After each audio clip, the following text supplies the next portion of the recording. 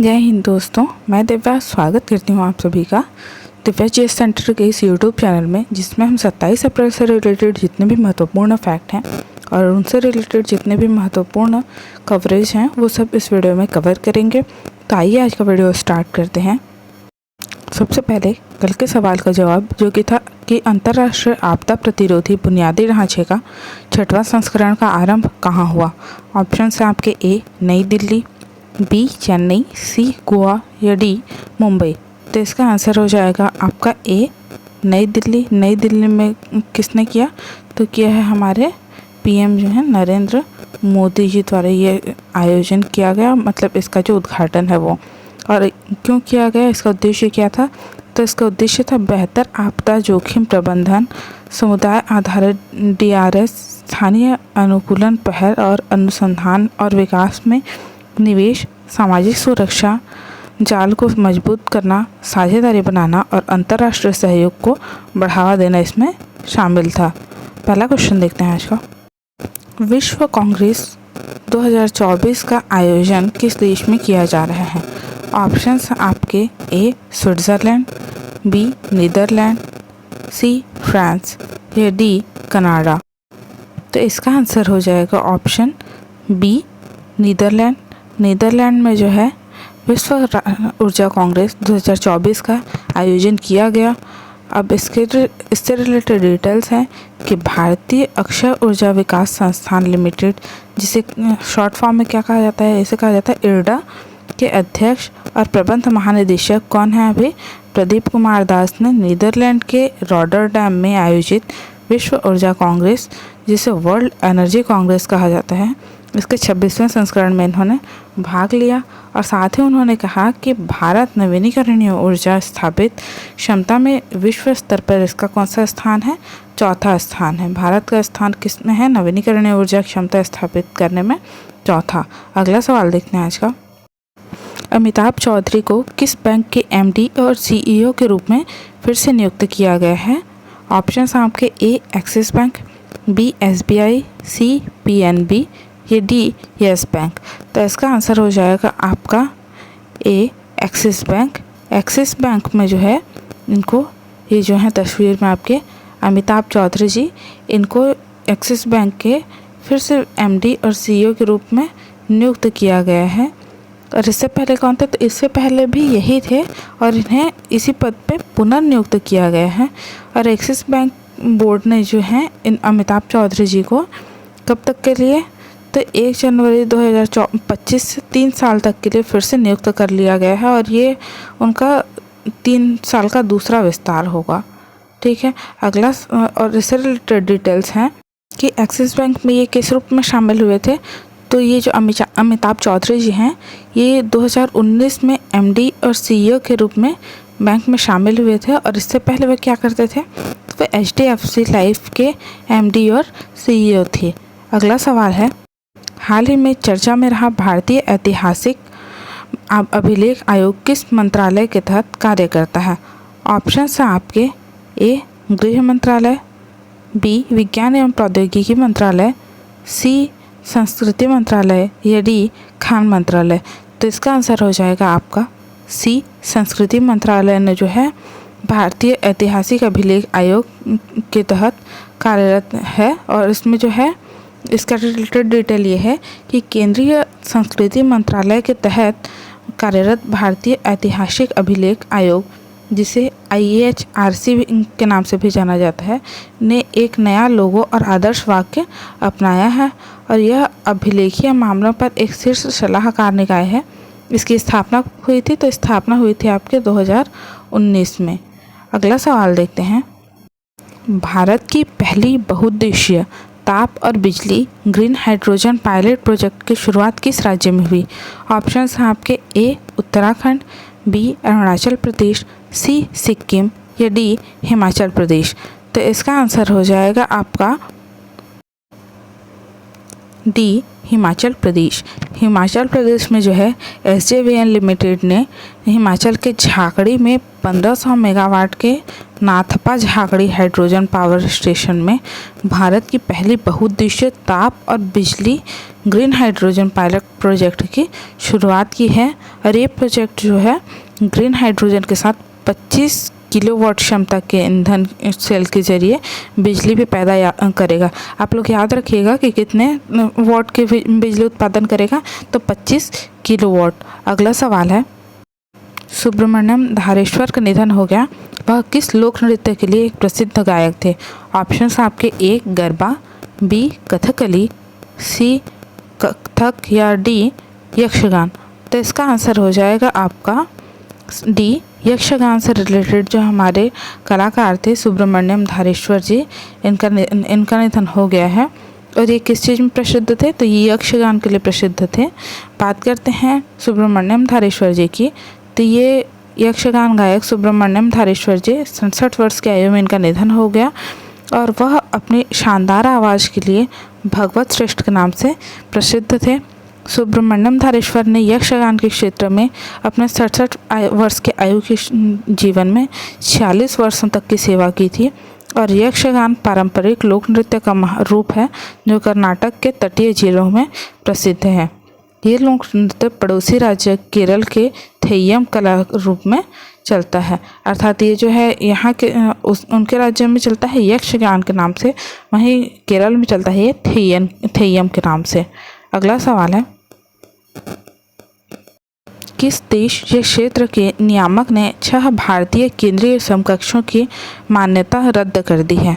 Options है आपके A USA, B Australia, सी यूरोपीय संघ या डी जर्मनी। तो इसका आंसर हो जाएगा आपका सी यूरोपियन यूनियन या यूरोपीय संघ।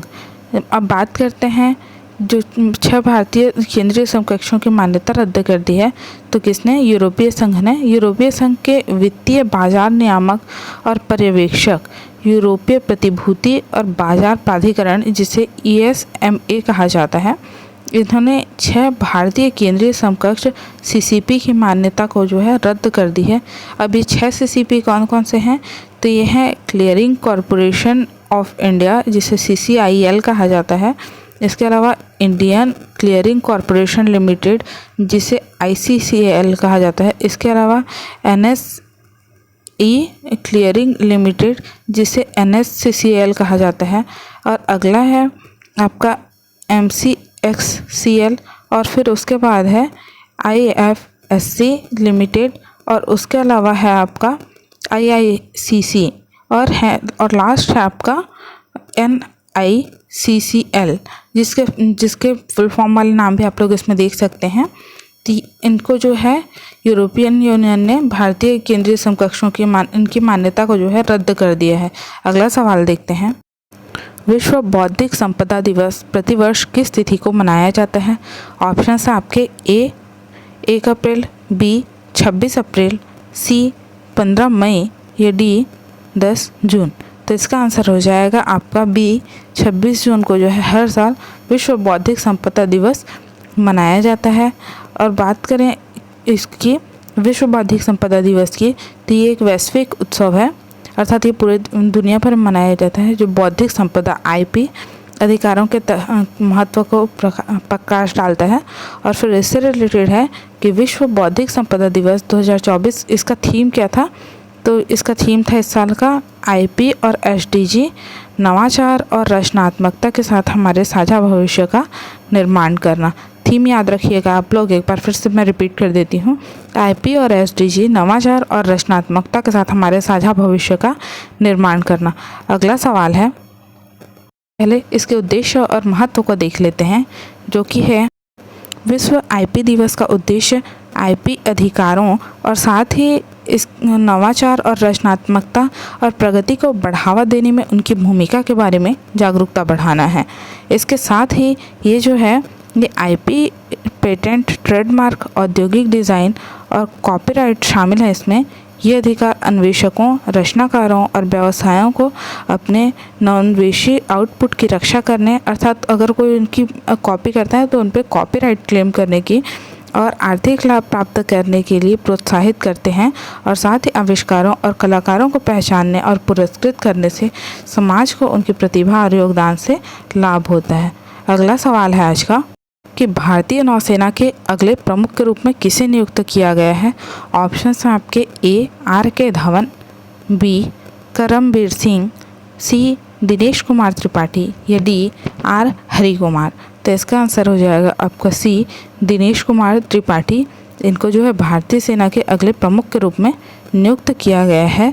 अब बात करें दिनेश कुमार त्रिपाठी की, तो वाइस एडमिरल दिनेश के त्रिपाठी को नौसेना स्टाफ के अगले प्रमुख के रूप में नियुक्त किया गया है और वे जो हैं 30 अप्रैल 2024 को कार्यभार संभालेंगे। कब संभालेंगे? 30 अप्रैल 2024 को।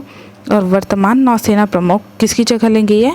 तो ये हैं एडमिरल आर हरि कुमार, सेवा से रिटायर होने वाले हैं और उनकी जगह लेंगे त्रिपाठी जी, जो कि वर्तमान में नौसेना स्टाफ के उप प्रमुख के रूप में कार्यरत हैं। अगला सवाल देखते हैं कि हाल ही में दीनानाथ मंगेशकर अवार्ड से किसे सम्मानित किया गया है? ऑप्शंस आपके ए नरेंद्र मोदी, बी अमिताभ बच्चन, सी आशा भोसले या डी एस जयशंकर। तो इसका आंसर हो जाएगा आपका जो हमारे मेगा स्टार हैं बॉलीवुड के अमिताभ बच्चन जी, इनको जो है हाल ही में दीनानाथ मंगेशकर अवार्ड से सम्मानित किया गया है। अब बात करें इस अवार्ड की, दीनानाथ मंगेशकर अवार्ड, तो ये जो अवार्ड है ये हमारे भारत की प्रसिद्ध गायिका लता मंगेशकर जी के डेथ के बाद उनकी फैमिली ने ये स्टार्ट किया है और ये जो है इस नाम से दिया जाता है, दीनानाथ मंगेशकर अवार्ड के नाम से। और ये अवार्ड किसके हाथ से दिया गया? तो मंगेशकर तीनों भाई बहनों में बड़े भाई के हाथ से ये अवार्ड अमिताभ बच्चन जी को दिया गया। और ये कौन से नंबर की इस अवार्ड के प्राप्त करते हैं? तो ये हैं दूसरे नंबर के।